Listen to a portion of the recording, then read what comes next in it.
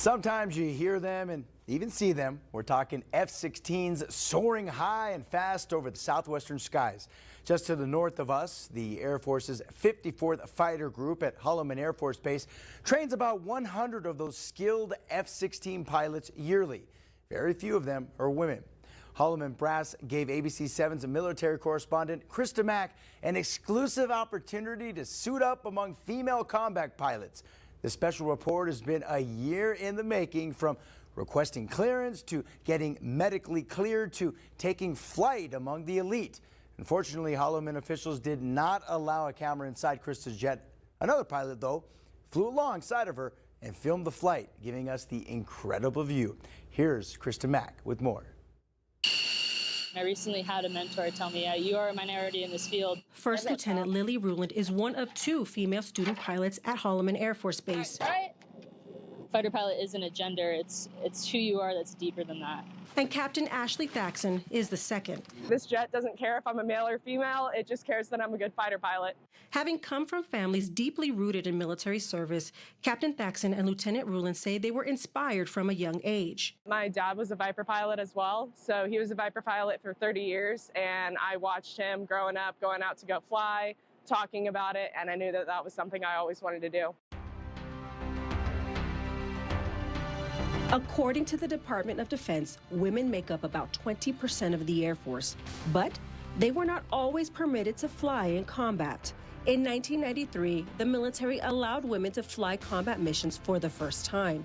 It was one of the first combat roles that opened up to women in the military.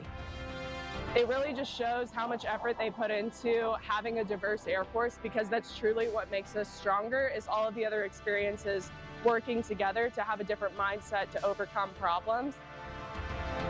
The Air Force established the Women's Initiative Team to identify barriers that impact women who serve. Military uniforms, equipment, flight gear, and grooming standards were only designed for men. Airman Mia Butter says female pilots are in need of well-fitting flight gear. And as women, it's like, we need different DCs. It's always, because it's either going to be a big waist and then like tight legs, or it's going to be like big legs, smaller waist. That is just one of the challenges faced in training female pilots. Holloman Air Force Base officials say they produce 50% of all F-16 Viper pilots in the Air Force. That's a quarter of fighter pilots overall, men and women. No matter how hard it might be, no matter how exhausted you might be the day before, because at the end of the day, we're going to be up in the air above the fight, and someone's going to be counting us on the ground and counting on all the hours that we put in, all the hard work that we put in. Let's go, sir. Thank you. I suited up and trained with these student pilots, learning and seeing what it takes to become one of the 25%. I served 12 years in the Air Force, but never flew in an F-16. First, I had to be medically cleared. Equipment fitting and testing was no easy feat. So now I'm going to have you take the helmet off. You ready? Large amounts of oxygen was forced through the tube to make sure my mask had a proper seal. The G-suit had to fit snug to ensure blood circulates through my body, keeping me from passing out during flight. You pull it up just like this, and then the right. We inspect the straps that connect the parachute in case we need to eject. It's pretty easy. So the purpose of that is if you're getting drugged by your parachute canopy for whatever reason, we want you to be able to get out of that quickly so we can let the parachute go and you can slow down. And multiple safety briefings after another, I was ready to fly. Major Christopher Luke, who goes by the call sign Limbo, is assigned to the 8th Fighter Squadron. He sits in the front, and I'm in the back. Pilot call signs, which originated during World War II, is an acronym or a nickname given to describe a pilot's attributes and used to communicate over the radio.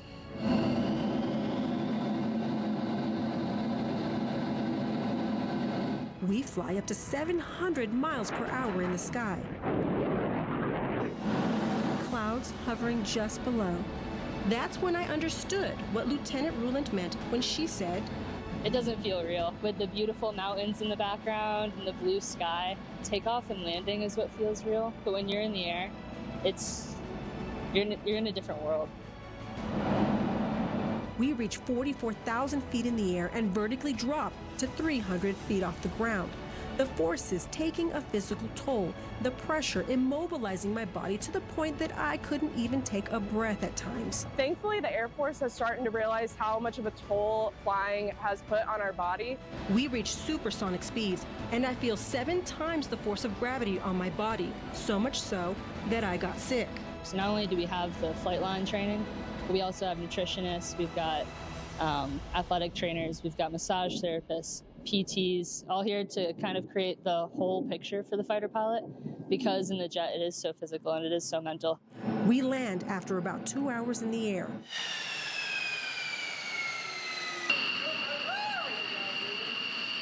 It was this moment Major Luke came up with my call sign, Rage. Reporter aggressively gets extruded, which means that I threw up a lot. Take as much time as you need. There you go, just sit on top of the ladder. And then spin around just a little bit. A high five to celebrate mission success. Extraordinary, and these guys have the coolest job in the world. I truly believe that this is a once-in-a-lifetime experience, and I'm very thankful for Holloman Air Force Base to allow me to go through the training and to have this experience. While flying, these women, Captain Thaxton and Lieutenant Ruland, remember those women who have blazed the trail before them. Knowing that there were women that came before us that had to pave the way and had to deal with really tough situations, but they established a path, and now young fighter pilots like Ashley and I get to show up every day and not really worry about any of the tough biases or anything like that. And we get to prove ourselves to be great fighter pilots every day, not just great female fighter pilots. Signing off, Krista Rage Mack, ABC 7.